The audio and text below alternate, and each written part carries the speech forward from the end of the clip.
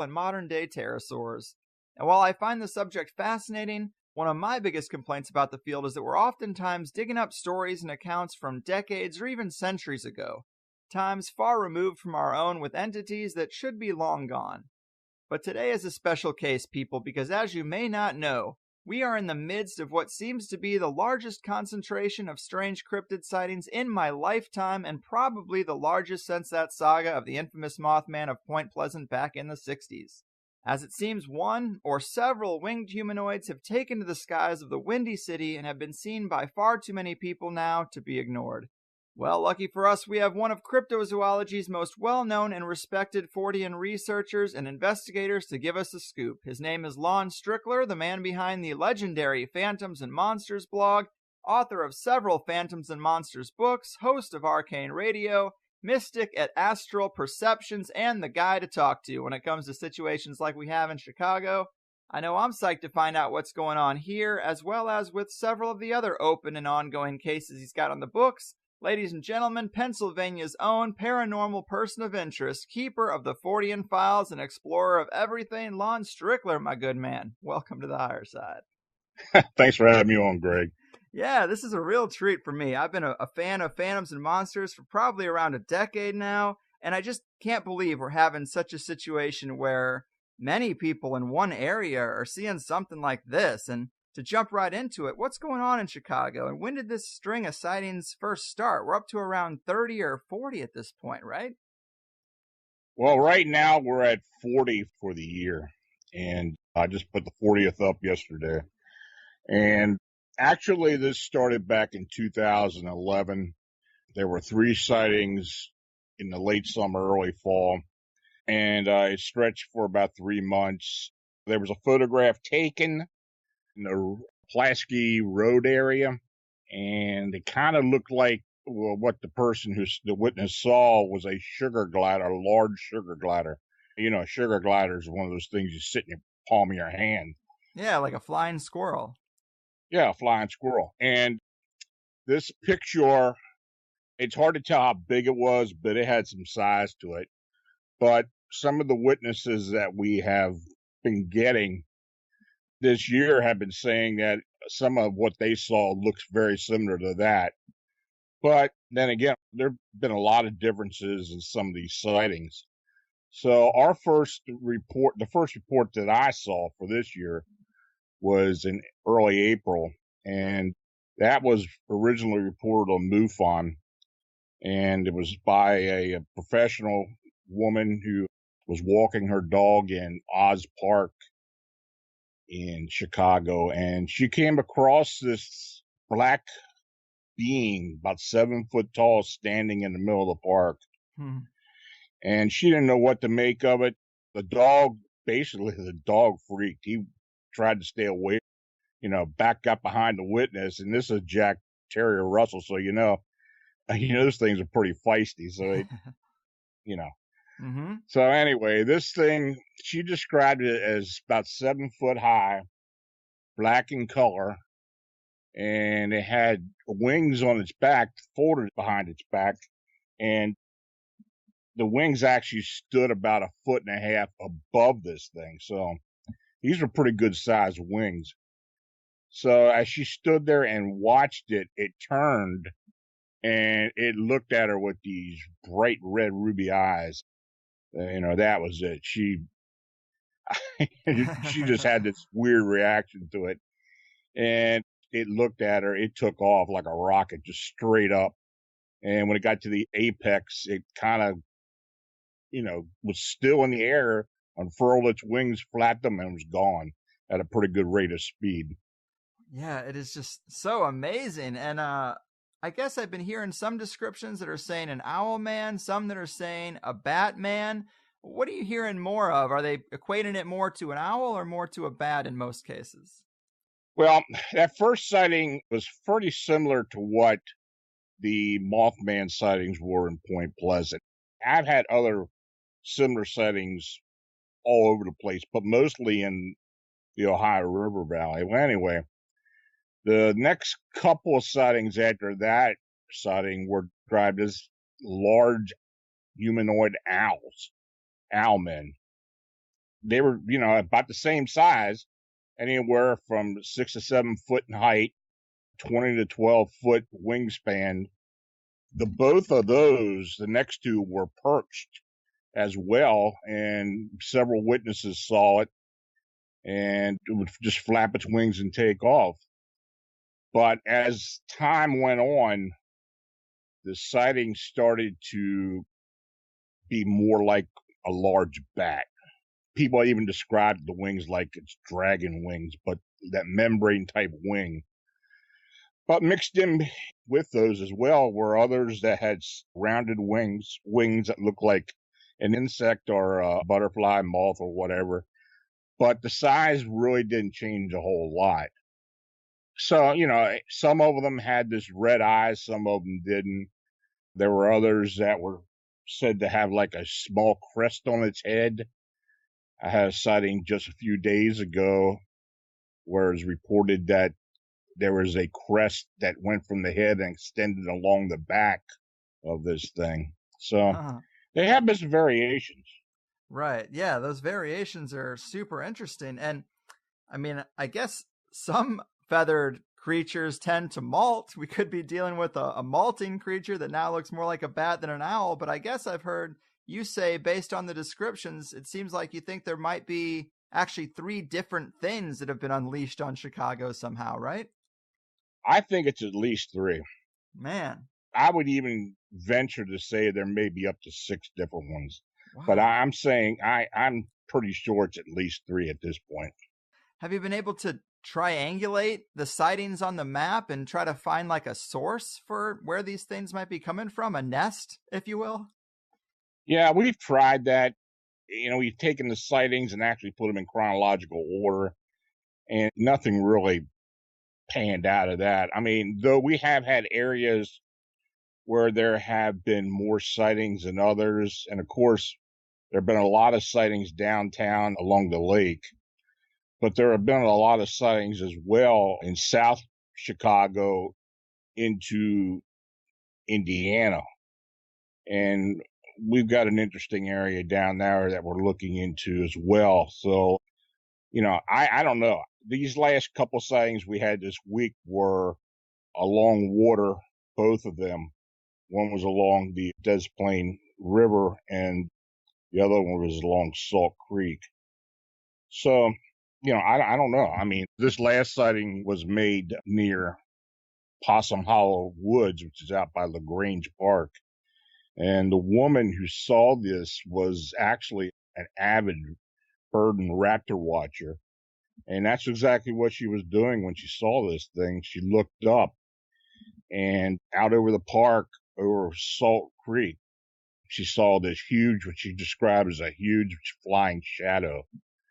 And, being a bird watcher and knowing the raptors and birds in the area, she was amazed by it. Yeah. And she was getting ready to take a photograph of it. And by that time, this thing took a dive right into the woods. And she said it dove so fast, she just couldn't believe it. She'd never seen anything dive that quick. And she said when it went into the woods, the birds in the woods just scattered. And I asked her why didn't she go into the woods. Well, actually, she was alongside the road on North LaGrange Road. So she really actually couldn't go in there unless she went over a guardrail and down a slope. So, yeah, but she stood around waiting for this thing to possibly come out, and it just didn't. But she was on the horn with me in about 40 minutes. I love it, man. To say that, like, the first sighting is around April, and we've had 40 since then. I mean, this is mind-blowing stuff. Are there any other major commonalities across the sighting spectrum that we could point to that add to the overall credibility for the skeptical ones out there? I guess red eyes does seem to be one that comes up quite often. That's a weird detail to add unless you actually saw something like that. Yeah, I think the sightings that have been seen at night, the red eyes really show up. And I don't hear it that much with the daytime sightings. Makes sense. So that might be one aspect of it.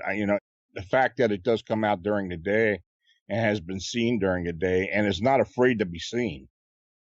Though it does seem to move off quickly after it's been seen.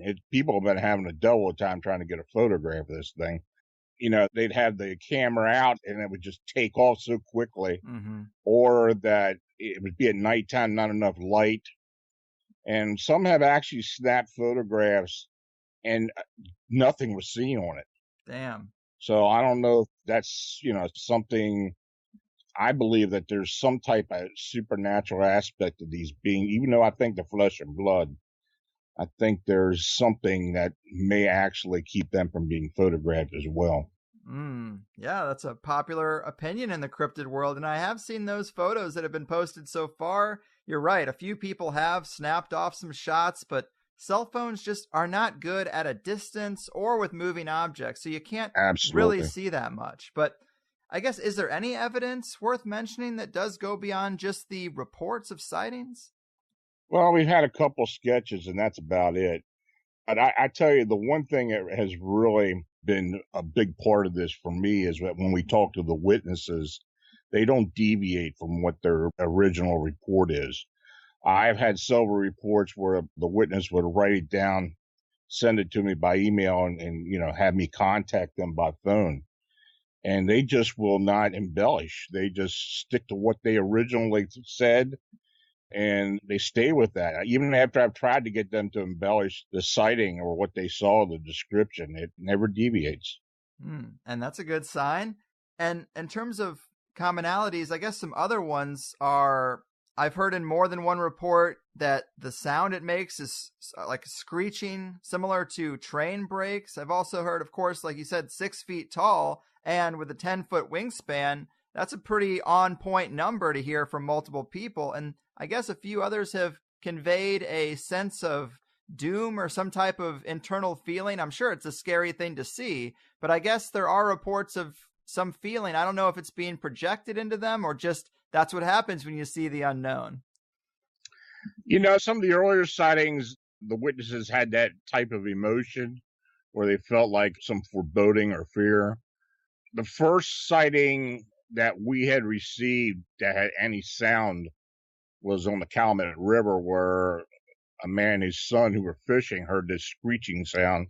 They said it was like the wheels of a train screeching. But then we had another sighting in the Auburn Gresham area of the city, where it was actually seen by 2 police officers that the crowd flagged down. And this thing was on top of a 3-story building. And when it took off, they heard a screeching sound. The other sounds that we have heard about was there was an encounter with a man and woman who were down at North Lakeshore Drive, 1400 North Lakeshore Drive. And this thing flew across their path, went up the building, side of a building, got to near the top and just froze still midair, like it was looking through a window. Then it leaned back, took a big dive into the trees. They saw that. They were going back toward the building because they were there visiting her mother, and she lived in that building, that condominium. And when they turned the corner to head toward the entrance, this thing descended right in front of them, like midair. And the wings were out, and it wasn't flapping its wings. It was just like it was hovering. And they stated that they heard a vibration, like I don't know, they even felt it as well. But it was coming like a humming coming from the legs. The legs were vibrating. Wow. That's the only other sound that we have heard about. That's so interesting because I think possibly that could be a key whenever we talk about multidimensional entities.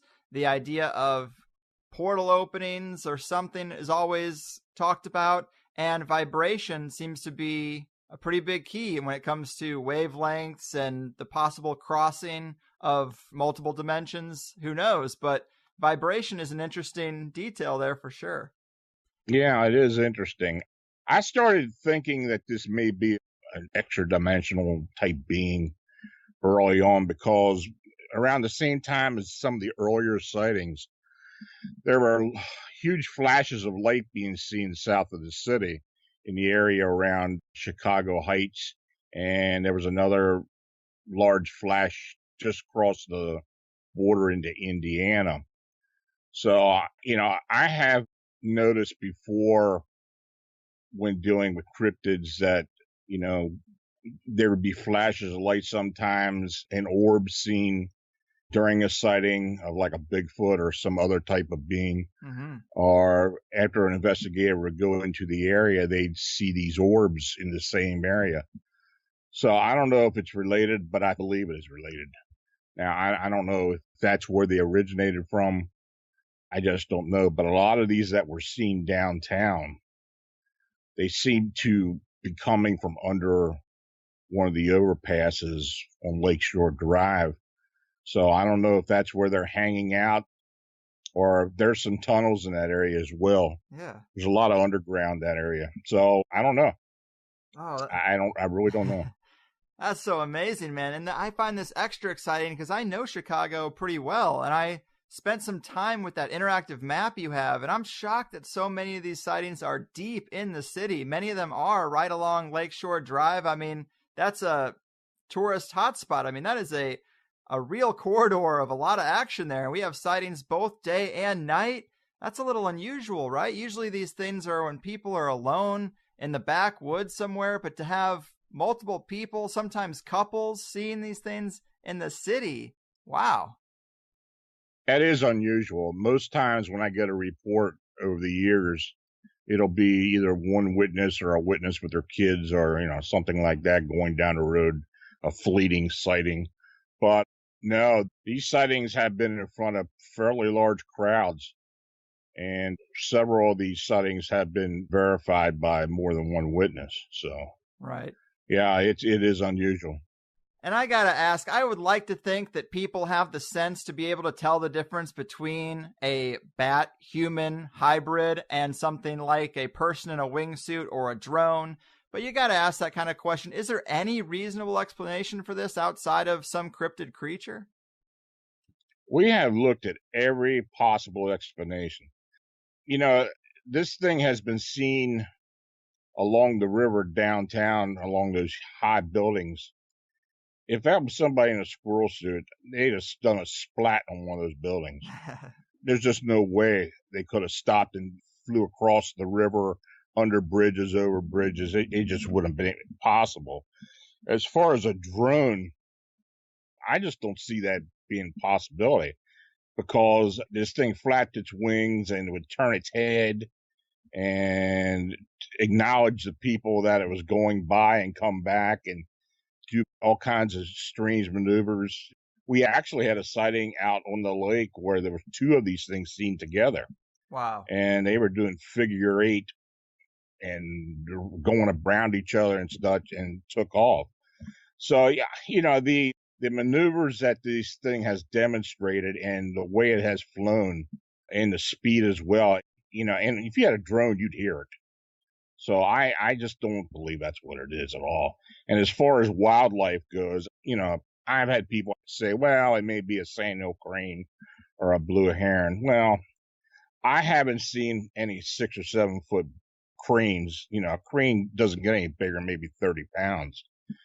And, they don't have a wingspan of 10 foot or more. So no, they also don't really have the shape of a person either. No. Man, I just love it. And you mentioned earlier that we have a few police officers who have seen it. I feel like that adds a little credibility. They don't want that kind of trouble.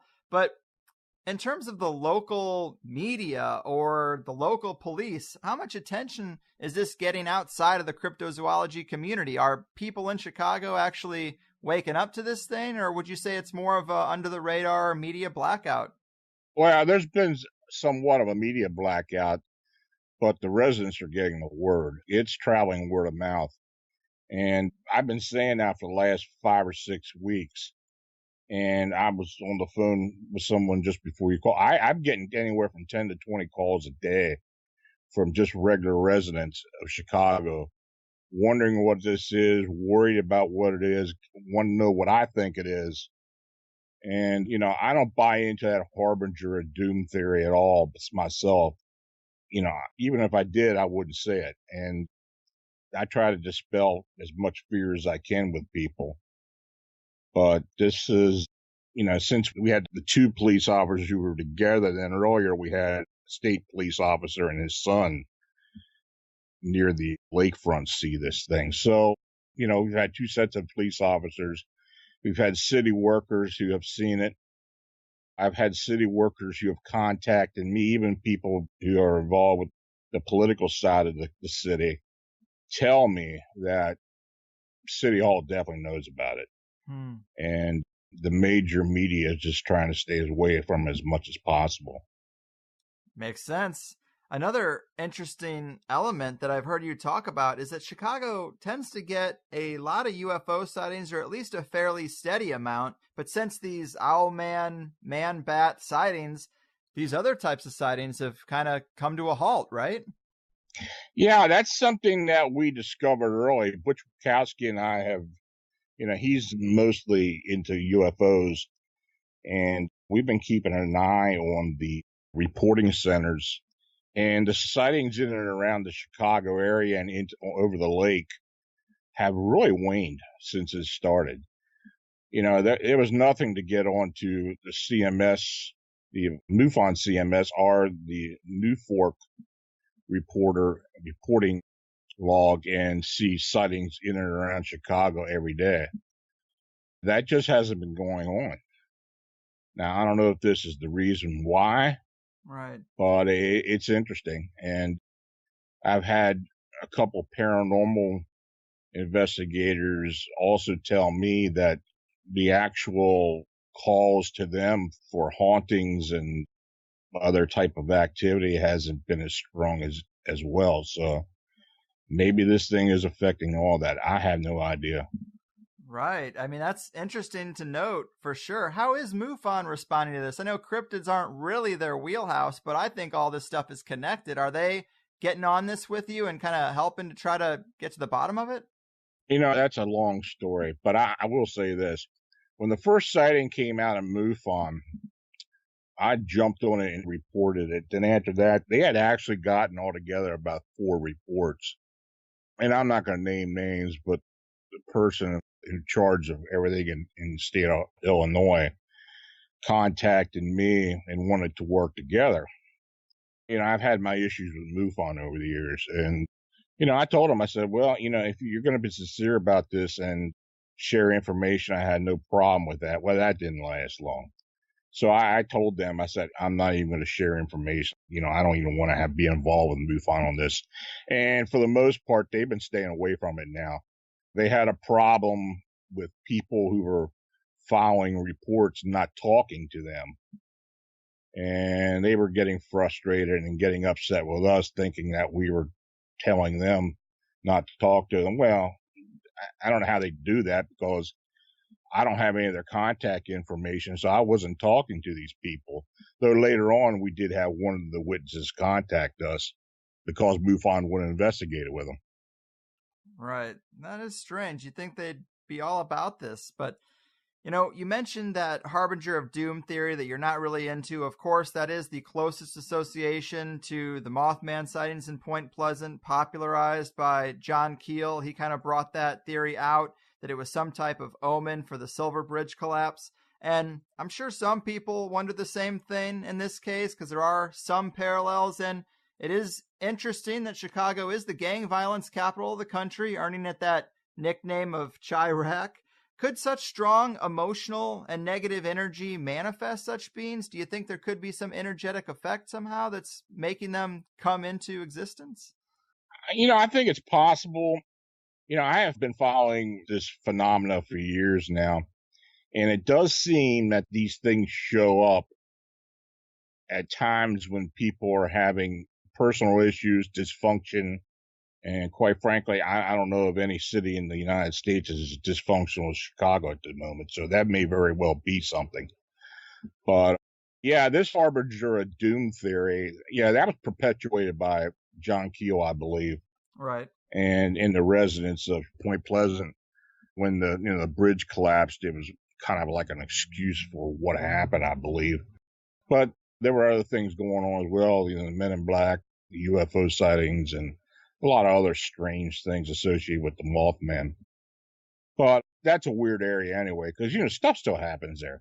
I get reports out of Point Pleasant a lot. And in fact, I'm dealing with a couple now who believe that they were somehow affected by the Mothman or some type of other entity at one of those TNT cones several years ago, but it's still sticking with them. So I don't know how much it has affected them, though I do believe people have been affected by some things that go on in that McClintock area, that McClintock Preserve area where the TNT plant's located.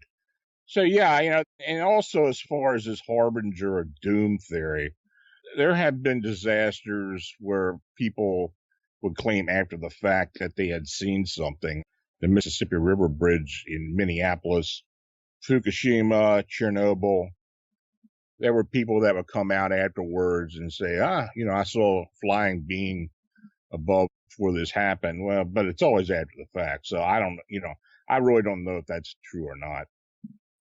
Yeah. And I mean, things happening near an AT&T facility is kind of interesting because a lot of times people suggest that signals in the air might be doing something to cross over into opening portals to other dimensions. That again, it might be some kind of frequency-based thing. But AT&T, Bell Labs, Lockheed Martin, how often do you find these big companies having some kind of facility nearby? Because that's something I would probably think about. Yeah, I've looked into that. The only thing I can think of in the Chicago area is that they have a CERN-like collider that's been in the area for about 40 years now. It's up in the northwestern part of one of the suburbs, northwest of the city. I've had people tell me that they've seen some bizarre things in that area, but we haven't really had any sightings there. It's just something that we're looking into as well. You almost got to look at everything, really. I mean, because these sightings have been spread all over the city, plus as far as 20, 30 miles outside the city as well. So, we're taking the reports and just going with it, trying to come up with theories, people going into areas and checking them out. So, we got a few possibilities. I mean, we've even gotten to the point where I'm using conduits or channelers to try to get an idea of what this is. I even have an RV group that I've been working with as well. So, right.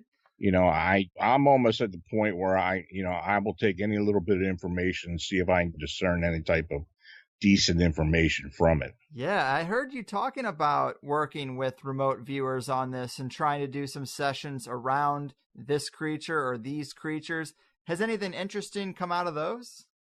We've got a few possible pieces of evidence that may help us, but at the present time, I haven't really seen the connection. It's something that we're keeping on the back burner in case this thing shows up at some place where these RVs pinpointed. Right this time, I really don't want to say a whole lot about it unless we get something that kind of coincides with what we're hearing. Sure. But you are right about those hotspots and just looking at every possible angle. I mean, you got to look for DARPA facilities in the area, military bases, any of those kind of hotspots. Because my first thought would be that this would be some kind of deep state project gone wrong or some kind of occult ritual that got out of hand. It really does make you wonder. I know there's museums right in that area. I mean, possibly someone broke open an ancient statue in the History Museum. That ancient Egyptian curse or something. Yeah. Yeah. I don't know that's a new angle. I haven't heard anything about that, but the Chicago area doesn't really have a lot of military installations as opposed to some other cities. There are some government projects in and around the city, some independent projects associated with the government. We've been doing some checking. I've been doing some checking, and I've been talking to people that live in the city that are familiar with things that are going on or have been going on. So, I got a huge list of things, my checklist that just, at this point, it's really hard for me to kind of put a connection with these that, And another thing is you check out the witnesses as far as maybe there's a connection between witnesses. This thing's going to certain people. Mm-hmm. So far, we really haven't made that connection either. Wow. Well, it's definitely fascinating, and maybe it is hard to peg it to anything, but in terms of it being a flesh and blood creature versus having a paranormal aspect, has anybody seen it materialize or dematerialize or anything like that? No, not manifesting or disappearing. No, nothing like that. It usually seems to come from somewhere quickly, then move off again. But nobody ever sees where it comes from or where it goes to. God, amazing, man. And also, we talked a little bit about the cover-up angle of it, the media blackout and that kind of thing. I don't think we mentioned this yet, but it's in my notes. I guess there's been 4 Freedom of Information Acts to the Chicago police, all coming back nothing reported, which I would think seems odd considering how many reports you've got. They'd have to have some. Oh, they've got him, I'm quite sure. The police officer, Albert Gresham, stated emphatically that he filed a report. Now, right. Just because he filed a report doesn't mean they're going to release it. Normally when you put in a Freedom of Information Act request, it takes several weeks before you even hear back. We're getting responses within a few days. Just stating, well, we have nothing on record. There's nothing ever been reported. I made a request for 911 logs. That was denied. So, I'm pretty sure they are keeping a lid on it. I've heard a lot of reasons why, one being tourist, because most of the sightings are downtown. I don't know if that's true or not. I just believe the point where Chicago is right now with as many issues that they do have, I just feel that they think that they don't want to pile on with something else. Right. And, they just don't want a whole lot of people asking them questions about what's going on. Well, denying those requests is definitely a bit of a red flag that shows some kind of fishiness going on. Have there been any other red flags in the investigation that we haven't mentioned yet that you've come across? Well, yeah, I've talked to a few reporters in the city with television stations for the most part. And I had at least one verified he knew about it. But I have had other people that he worked with or they worked with that simply denied it. So, I don't know. I'm still trying to figure out what the angle is on that.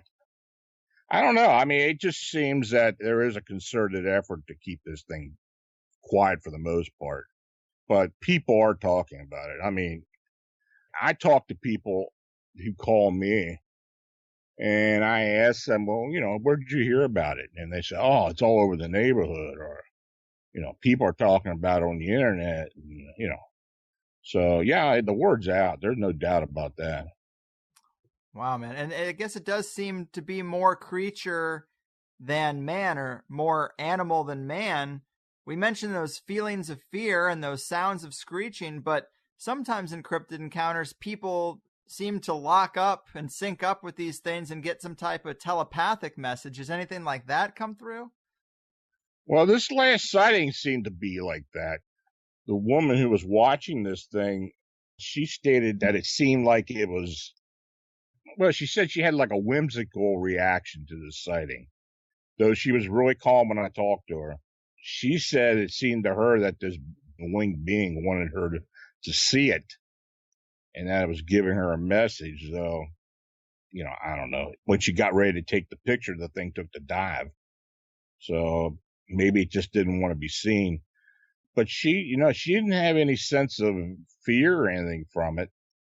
But when she said whimsical, that was the first time I heard that before. So I don't know. Some people have said, well, I have felt that they knew that I was watching it somehow. Some of the people, well, one couple in particular, this was on Lakeshore Drive as well, said this thing flew over top of them, flew off, turned its head, looked back at them with these red eyes, turned on a dime and came right back toward them again, like it knew that they had seen it. Yeah, and of course, the one I mentioned where this thing ascended slowly and hovered in front of them. The reaction that they had. Now, there were people there on the other side of the street, and in fact, she didn't mention that she noticed a flash from a phone camera, so it was at nighttime. But her reaction was when this thing took off, ascended away from them, she just fell to her knees. Her husband had to actually drag her back to the condo. So there have been reactions like that. There was an encounter out in Bolingbrook where this woman came across what she described as what she thought were two people embracing on a path by a playground, the park. And it was at night, and it was part of her normal routine to take a walk out there. And when she came across this thing, she did say it heard like a slurping sound or sucking sound. She didn't know what it was. It wasn't loud, but she noticed it. But one thing she did notice that kind of freaked her a bit was it was about 7 foot high, but it was wide. Her first reaction was that it was two people embracing each other because it seemed to have something wrapped around it, which I believe were probably the wings. Right. And she didn't notice any eyes or anything. I'm thinking it was probably asleep or something. Though it did turn towards her as she was standing. She got about within 15 feet of it, and when she realized that it wasn't two people, she moved around through the grass enough to get to the other side of the park. As she was walking away, she became very, very tired. She said it's like all the energy was sucked out of her. She had to sit down, even though she kept her eye on this thing or to see where it was at. When she was able to get up, she headed right straight to her house. So it did have that effect on her. So I don't know. Damn. So interesting, man. I mean, as someone who's made this their livelihood, this has to be super exciting because we're talking about the scale of something maybe that's even surpassed the Point Pleasant sightings at this point. And we're still talking about that. And we might be in the middle of something that people are talking about for decades to come. Well, I believe this is historical. As far as flying humanoid type being, these sightings, probably the largest group of sightings in one general area since Point Pleasant. Yeah. Any type of cryptid, it's very rare that you get a multiple number of sightings like this. The reason why it's happening now, I have no idea. But yeah, it's pretty remarkable, and it's probably most likely a historical event. It definitely is, man. And I guess I would ask, is there anything else we should note about this Chicago situation before we look at some of the other open investigations you have going on?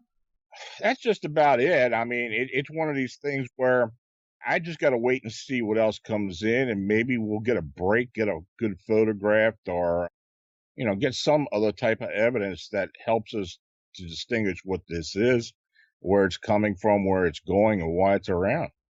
Right. It is kind of tough to say much more than people are seeing something weird, but that alone is just so fascinating. And to get into maybe alien abduction a bit, in one blog post you talk about David Jacobs, who's a big proponent of the hybridization theory that humans are being abducted for reproductive and hybrid making purposes. But you go on to say, contrary to David Jacobs' assertions, I have an opposing opinion in reference to alien abductions based on testimony and research I've conducted over the years.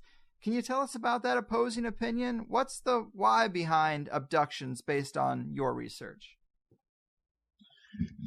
Well, he admits that the evidence of basically body snatching is that abductees have been reporting similar experience, recalling common details. I really don't know if he's ever gotten a case or mentioned a case like I had gotten when I was working with David Eckhart and his family. I don't know if you're familiar with that case, but... Oh, yeah, I'm leading right into it. That is a hell of a case. Definitely tell us a little bit about his. Well, basically, they lived in the Pensacola area, not really far from Gulf Breeze. Where, you're familiar with Gulf Breeze and all the craft sightings. But David was a contractor. He had built a beautiful home, what he called the home of his dreams, and he and his family had lived there for maybe a year or so when they started encountering these small beings that were coming somehow into the bedroom. He saw them, but, they were so quick, the fleeting sightings. Well, over the years, he started placing cameras in the bedroom to try to capture these things coming in and out. I mean, these things were actually destroying some of the cameras. It got to the point where the only way he could keep a camera from getting destroyed was mounting one of those corner mirrors, that security mirrors, and shining, have the camera focused on that and take the reflection off of that thing. Mm-hmm. That seemed to be the only way that he could do it. And he would use strobe lights and a lot of other things, but he did capture it. He captured and I have it up on my Facebook page, but it's the video of this being at the doorway of his bathroom. But when the abductions started, these beings plus what I believe was an overlord, a reptilian type being, were coming in through a portal in the bedroom. And I know it sounds ridiculous and sounds just so fantastical, but I'm telling you, and I'll be honest with you. For the first couple of months, I had a hard time believing David as well, but he came forth with more and more evidence about these beings actually taking him to other locations, to underground locations, to underwater locations on this planet. He was cured of a real bad case of rheumatoid arthritis. It's just a fantastic story. Right. And this actually went on for almost 10 years. I mean, his family was being abducted as well, but he was always taken somewhere other than where his family was taken. And they acknowledged that they'd be taken someplace else. But he was seeing all kinds of things. They were showing it to him. It was almost like, we're going to pick you up. Let's take a tour. Right. They were showing him underground caverns where there were other alien beings acting basically as slave labor. Mm-hmm. There were also human beings that were working as slave labor.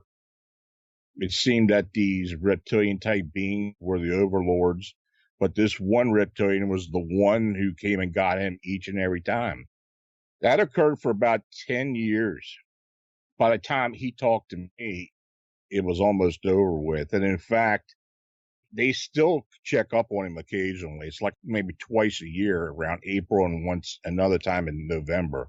It seems to be a cycle where they just come back and check up on him. Wow. But it's a bizarre story, but I'm telling you, and there's a lot of it I just really have not released. I mean, there's some really horrific things he saw and described to me. Wow. Can you give us one of those crazy things that he saw? Well, I guess one of them would be when they actually took him into an area of one of these facilities where they would dissect humans, living humans. I mean, they were awake, and these reptilians were doing the actual dissecting, and they were always cutting them from the back on in. Damn. And you saw the area where they disposed of these bodies. It was like a huge furnace, but they would descend slowly into this cauldron of some type, and that's how they would be disposed of. Wow. And, I told him, I said, well, did they ever explain to you what they were doing? He said, no. He said, from what he was told, those people just never made it back. They were taken for good, basically. And he said there was another device he had seen where they would take these humans, and they had other beings as well, and they put them in like a cylindrical type of transport, but it was small. They would actually shrink this thing and shrink whoever it was and put it in there. And when it would be placed in to this device, several other of these cylindrical pods or whatever they were, this is what they used to transport off planet. Nice. Almost like, Stargate or something to that effect. But he was able to, he's very good at drawing because of his work and such. And he had remembered some of the symbols he had seen. He drew a sketch of this device. He had also written down a bunch of formulas that were projected to him telepathically. I have taken these formulas to a lot of different people. They can't figure out what it is. Wow. Yeah, it's an amazing story. You know, David was on the Paranormal Files Fact or Faked show with Ben Harris. And when they had moved out of the house by then, but when they were there, they tried to recreate some of the things that David claimed. And quite frankly, when I talked to Ben, he told me, you know, I have to believe the guy. He said, I really can't disprove what he's claiming. I mean, I had him on our radio show a couple of weeks after the show was aired because, you know, I had some issues with the way some of the things were shown. But he told me, he said right over the radio, he said, I cannot dispute what he said. I mean, I couldn't tell if he was faking or not. There was one instance that really freaked him out that happened. And it was something that David had told me before. When they had the truck outside, and it was at nighttime, and, you know, they had the production crew and everything out in this truck outside the house. And David was in the house. So David had told me before that when these beings came into the house, he believed that there was an electrical charge that kind of surrounded the place and got into the soil around the house because thousands of night crawlers would come up to the surface. Weird. So as they were filming David inside the house, David had mentioned that he could feel something happening. And they're looking around. They can't tell what's going on in the house. But when they went outside, there were thousands of these night crawlers all over the yard, on the pathway, on the sidewalk, the driveway. And David used to tell me every morning that he would get up after he'd have an encounter at home. He had to take the hose and wash down the driveway and the sidewalks out into the streets. And neighbors used to raise hell about it. He said all these night crawlers being washed down out into the road. Every time it happened, these things came up. Weird. What do you think's behind that? Some type of field effect or some type of magnetism disrupting their navigation, perhaps? Oh, I don't know. You know, it just seemed that everything seemed to light up or become charged, I guess you could say, when they showed up. He said there would be power surge in the electrical line sometimes. He actually thought that some of these beings could travel through the electrical conduits. I did capture an image in his bedroom at one point where this being was coming out of a wall about halfway and then ducked back in. It was hard to see, but it was pretty bizarre. Yeah. Yeah. So, you know, that's basically what was going on with David. I do talk to him occasionally. You know, this was about 8 years ago. You know, I started interviewing him. And I'm interested to keep touch with him just to know what, you know, try to figure out what's been going on with him and his family. Heck yeah. Yeah, it was a bizarre thing. And it's interesting because for years he tried to get MUFON in Florida to get involved with it. And they just refused to get involved with it. A lot of other investigators turned him down. I just happened to see the video one day when somebody had put it up on YouTube for him. And I started asking around, wondering where this person was, where David was, where the witness was. And I got a hold of him by email, and we eventually started talking. You know, David and I talked on the phone. I think we talked every day for at least 4 to 5 hours for almost 6 months. Damn. Yeah. He was showing me all kinds of video and pictures he had taken over the years. But there's so much evidence. And I am kind of hesitant to release some of it. I have released part of it, but there's just so much that, quite frankly, I don't think people can handle. You know, I don't want to start sounding like the government not disclosing anything, but yeah, man. I personally think that some of this stuff is maybe more than what people can handle.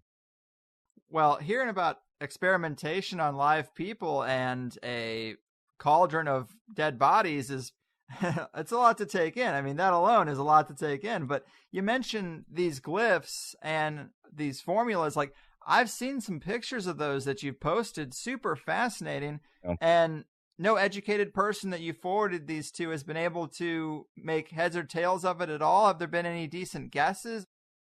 I sent it to 3 mathematicians, one at Caltech, one at MIT and another at Brown, and none of them could make heads or tails of what it meant. Wow. I was thinking about sending it to someone into quantum physics. That's what David said he thought it might be worth. But I had one individual tell me that there's nothing in physics that even comes close to being able to decipher what that was.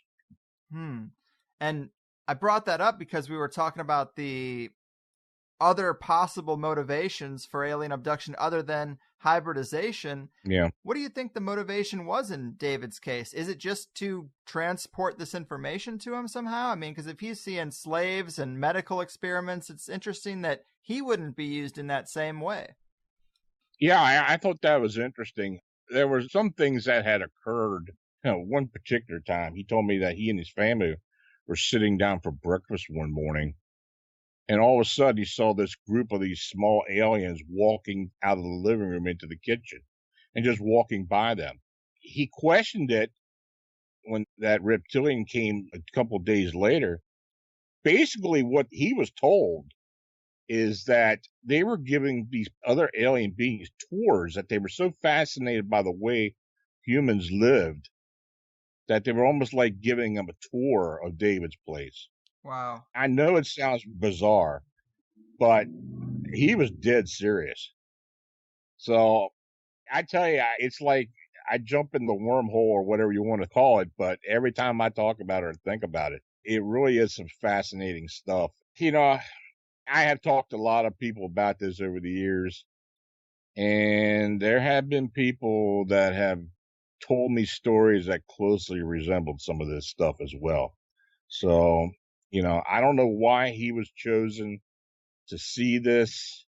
They told him a few things that may happen in the future that haven't happened, and I don't know if they're going to happen, but they gave dates. When the certain date comes up every year, I just kind of hold my breath hoping nothing's going to happen. This has been going now for about 6 years, and I'm not going to mention the date. I told David I wouldn't do that, but it seems every year when this date comes up, I'm holding my breath hoping something doesn't happen. Right. Wow. And you already kind of mentioned this, but I've read through his reports and I wrote this down because it was just a really interesting paragraph. But he says, David describes seeing vast underground caverns that he was told were under the Earth's surface. In these caverns, it became obvious what species was in charge, the reptilians. There were other beings as well, namely the lesser class or greys, as well as other species. These caverns appeared to be some type of mining operation that uses manual labor. This included human laborers. And I love anything that has to do with the underground. Is there anything more you could tell us about maybe other species he saw or the scope of these operations that are supposed to be underground? I do know that there are so many different types of gray beings. You hear about the small grays and the tall grays. Well, he told me at one point he thought there were at least 11 different types of gray beings. There are some that are just workers. There's some that are kind of a hierarchy. I've had other abduction reports over the years. It seems to me that the reptilians are more like foremen, and that another group of like insectoid type beings are usually the ones in charge of everything. But I think these beings that are said to be insectoid are basically some type of reptilian that has morphed into another level. Like a butterfly in a cocoon. Basically, a metamorphosis, I believe that's actually what happens. Now, I have talked to a few people about that. Some who say that, well, you can't prove that. And I can't prove that, but I'm just going by what I hear. Just what people tell me that they've seen. As far as supposed hybrid, I think there is some hybrid programs, but I don't believe that that's the main reason why people are abducted. Right. I'm sure it's a whole bunch of reasons. Yeah, I think the biggest reason is tissue collection or body fluid collection for certain other reasons. Maybe widening that scope out to just say medical procedures might be better. Experimentation, yeah. Damn. Huh. And also, just before we start really wrapping it up, your next book, from what I understand, is going to be on UFO encounters, right? I decided to change that. Oh, okay. I'm going to concentrate on what's going on in Chicago. Yeah, wise. Because there's some behind the scenes stuff that hasn't been disclosed that very well may be able to disclose later on down the road. But I want to get it down in writing. I want to get it all together, put a few of my thoughts into it, maybe a little speculation on my part other than what I've already speculated. But, I don't know. I think a book may be warranted. Absolutely. I would say so. I mean, considering this is setting the record for a concentration of sites going back all the way to Point Pleasant, yeah, it warrants a book. Yeah, I really don't want to relate it to what happened at Point Pleasant. All the strange activity that happened during that period. There may be some correlation eventually, but right. I don't know. I don't even know where this whole thing's going to lead me to. I mean, this thing could continue to go on for indefinite. I mean, I don't know. Yeah. I mean, well, that's half the fun of it. I'm kind of thinking of when the weather changes, maybe in May, when all the snow's hitting Chicago, maybe this thing might level off somehow. Right. Well, we also had the Great American Eclipse. Who knows if it has something to do with some aspect of our cosmic grandfather clock, some kind of portal opening in relation to that event. Who knows? I mean, I have people that are scared to death that Kim Jong-un is going to drop a nuclear weapon on Chicago and that this is some portent of doom. I don't know. Yeah. I hear all kinds of things. People are freaking out, but I tried to spell that as best I can. I'm telling you. I did hear people talk about the eclipse and what was going on in Chicago. But in fact, there was a sighting in Chicago during the eclipse. Huh. Yeah. And a lot of people saw it, too, because it was right downtown. Oh, it was right by the harbor. So I guess one more question would be, when it comes to the sightings in Chicago, what is the largest number of people that have been able to corroborate a single sighting? I guess the Adler Planetarium sightings, the sighting at the Adler Planetarium. We've had two groups that saw this thing, as well as the thing at Auburn Gresham, where we had the two police officers. Then I had another witness come forward, had seen this thing in the nearby tree before the police had gotten there. People had been seeing that thing in that neighborhood for about 2 days prior to that as well. Damn. Oh, man, that's just amazing. And I think it adds so much credibility to have a group sighting like that. Just amazing. And to have a concentration of sightings like we're having in Chicago just blows my mind. I love it. Along with all the other wild stuff we talked about. Before we do close it out, please remind people where they can go to follow up on your investigations, to get your books, or, to contact you with their own reports if they see something strange out there. Well, everything's listed on phantomsandmonsters.com. On the right-hand column, I've got a couple of links there to some of the bigger stories, some of the things we're investigating now. I've got 8-9 years worth of stories in the archive, as well as you can get a daily newsletter, free daily newsletter if you sign up for it. If you see something, you can call me directly at 410-241-5974 or send an email to Lon Strickler at phantomsandmonsters.com or go to the website. There are several links there where you can make a report or send an email off to me. And my books can be found on Amazon. All you got to do is put Lon Strickler or Phantoms and Monsters in the search and they'll all come up. Boom. There you have it, people. If you see something, say something. Lon, great talking with you. Good luck on the book. Thanks again so much. You really are the tip of the spear when it comes to cryptids. So I really appreciate you spending some time with me and updating the people on the latest. Hopefully we can do this again sometime if it keeps up. But until then, keep doing what you do, man. It was my pleasure. Thank you. You got it. So there it is, ladies and gentlemen. Lon Strickler, the Cryptid King of Pennsylvania, the lifeblood of Phantoms and Monsters, one of the best cryptid news sites on the internet. And I just find this to be so fascinating. This is such a large group of sightings. Just let me run through the headlines here. Bat-like object witnessed over Chicago. New Mothman-like encounter in Chicago. First Chicago Owlman eyewitness in Oz Park. Mothman seen again by multiple witnesses. Third Chicago Owlman sighting reported. Fourth sighting, giant bat over Lake Michigan. Bat out of hell witnessed by father and son, Little Calumet River in Chicago. Big humanoid bat witnessed over Calumet Park. Pair of large bat-like humanoids in downtown Chicago. Flying humanoid sighting confirmed, downtown. Large black flying man sighting, Calumet Park neighborhood. Truck driver observes large bat-like humanoid gliding over Cicero, Illinois. Large winged humanoid encountered again in Lincoln Park. Jogger encounters Chicago Phantom near Navy Pier. Giant red-eyed bat flies over couple in Chicago's Lakeview.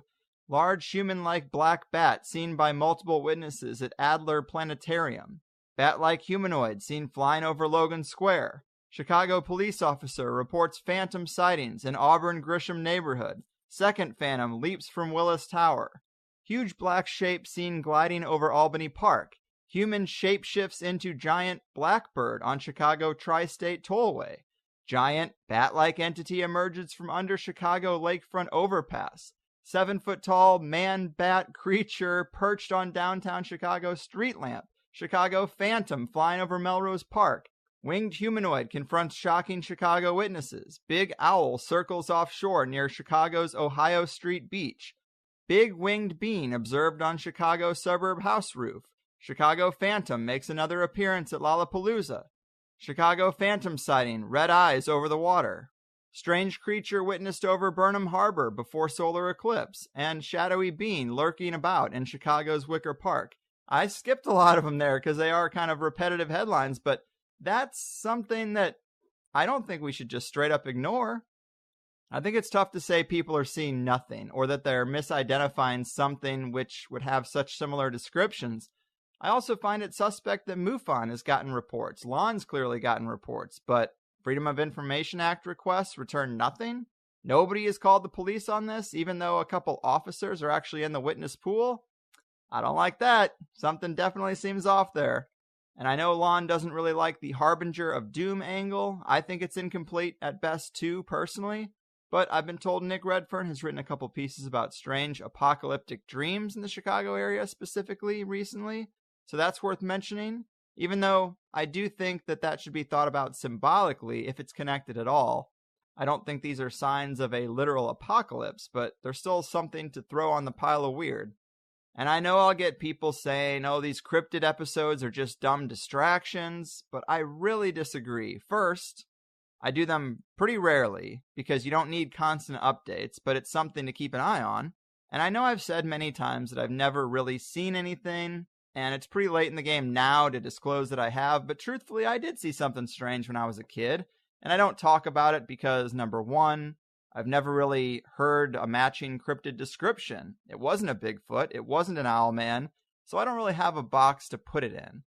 Number two, it was a pretty short situation, probably 30 seconds or so, which can feel like an eternity when you're staring at a clearly intelligent and unknown being, but it's still a short amount of time. Not much happens other than it spots you and then runs away. Number three, I didn't want to be one of those kinds of hosts that makes everything about them and puts themselves at the center of everything, and I still don't want to be that. And number four, I'm the only one who saw it, although my parents were close enough to know that I called out for them and ended up a sobbing mess when I knew they didn't see it also. And the only reason I'm saying something now, and I'm also not going into a ton of detail, is because it did come up with Gordon White when he had me on Rune Soup recently, and I think it's going to be his next episode. It feels like it would be kind of shitty to undercut that and leapfrog this in front of him. Seems like poor podcast etiquette, right? If there really is any. But I think I'm going to write something up for the forums because there have been some odd things in my life that when you put them in aggregate and you also put them in the context of a guy who ended up on the path of conspiracy podcaster, they become a bit weirder and a bit more impactful. And I do think cryptids are out there. I don't consider them flesh and blood animals, only that they can appear that way. And you can say it's a dumb distraction, not worth exploring, but if you saw something unexplainable, even briefly, you'd probably keep checking in on the latest encrypted research every so often. And so we do. I mean, biologists are getting hard over the discovery of a new color of frog in the Amazon, but they don't want to look at this stuff? Not even curious? I find that hard to believe. But anyway, that's the show. Hear me on Rune Soup this week. I'm also really happy with the next 2 episodes of THC that you're going to get. Both of them are return guests expanding on their previous appearances because their areas of expertise definitely need an update. And to be honest, both guests sort of come with some lifestyle or personal belief system elements that I'm not a big fan of. It's true, whether it's the consequence of being raised with a military background or someone who's deeply religious, these things don't vibe with me at all. But I sort of ignore those aspects because what they have to share is so fascinating and few can do it better, and it is partly these elements that I'm not a fan of that actually drive a person to do the research, so it is all connected. But I say this all the time, try not to hang on every word a person says. I always see comments, well, I had to turn this off as soon as the guest said X. And I think a lot of the time we are missing the forest for the trees. If you're open-minded and know how to interpret or even sidestep a person's biases, you can still learn a lot from them. And maybe it's my bias. But what I'm saying is we don't all look through the same lens, and if we can take a person's research and reconfigure it for our own lens, I think we're better off than saying, oh, this guest doesn't believe in chemtrails, so I'm not going to listen to what they have to say about the history of false flags. Or, this guest drinks the Kool-Aid on vaccines, so I can't hear what they have to say about astrology. Or, this guy's researched GMOs his whole life, but because he made a comment about the moon landing happening, I think he must be a disinformation agent.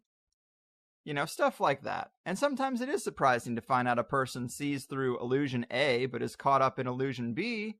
But that's life. We're all on our own journey trying to navigate this weird reality. And I hope by now Higherside listeners can see why a person was brought here. And if they make a poorly thought out comment on something unrelated, I don't think we should crucify them. Just put them in the proper context. And that includes me.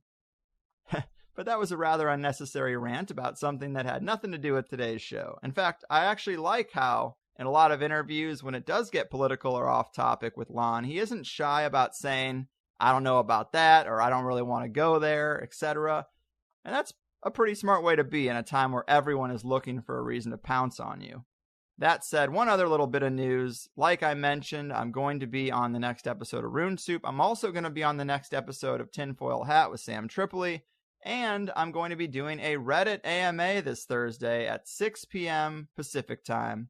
I'm really excited about it. I think it's a pretty big plug for me and the show. If you're unfamiliar with Reddit, AMA stands for Ask Me Anything. So it's like a text comment-based Q&A, and Reddit can be a raw and harsh crowd, so hopefully I don't get beat up too badly. But come join in if you want to ask me some questions. I've read a lot of AMAs, so I think I know what separates a good one from a bad one. So reddit.com/r/conspiracy at 6 p.m. on Thursday the 14th. So be there or move on with your life. Of course, today's free show with Lon covered everything we could about the Owlman sightings, and we got in-depth into the strange David Eckerd case. And in the Plus show, we tackled several other open cases Lon has on his plate. We got into underground reptilian humanoid encounters in Missouri, the strange death of Todd Seas, problems with MUFON, Dogman, Wolfman sightings in Pennsylvania, skinwalkers, Lon's personal alien encounters, and one of the creepier things I've seen on YouTube, whether it was fake or not, flying manta ray entities. All sorts of wild stuff. Please do consider signing up for Plus to support the show and get the full episodes. I think I have one of the most honest pitches in podcasting. I don't try to pretend I'm suffering and raise a lot of drama over this or that or server costs, even though anyone paying attention knows it's been a rough summer for us. That's my shit to handle. I say sign up for THC Plus for you, not for me. If you like the show, pick it up. I keep the price basically as low as it can be because you do have to pay processing fees and service fees for having companies process the transactions. So if it's like 45 cents a transaction plus 5%, I mean, there's nothing there at less than $5. So I do like the McDonald's approach. Low price, low barrier of entry, and high volume. I want people to have every reason to get the free show. So that's how we do it. And hopefully THC Plus is better for you than McDonald's. It's hard to be worse, right? But that's it for me. I love you guys. Keep your seats laid back, your glasses packed, and your pimp hands strong out there. And I'll see you soon. Your move, owlmen, man-bats, and odd ethereal entities of our mysterious multidimensional reality. Your fucking move. Woke up this morning with light in my eyes, and then realized it was dark outside.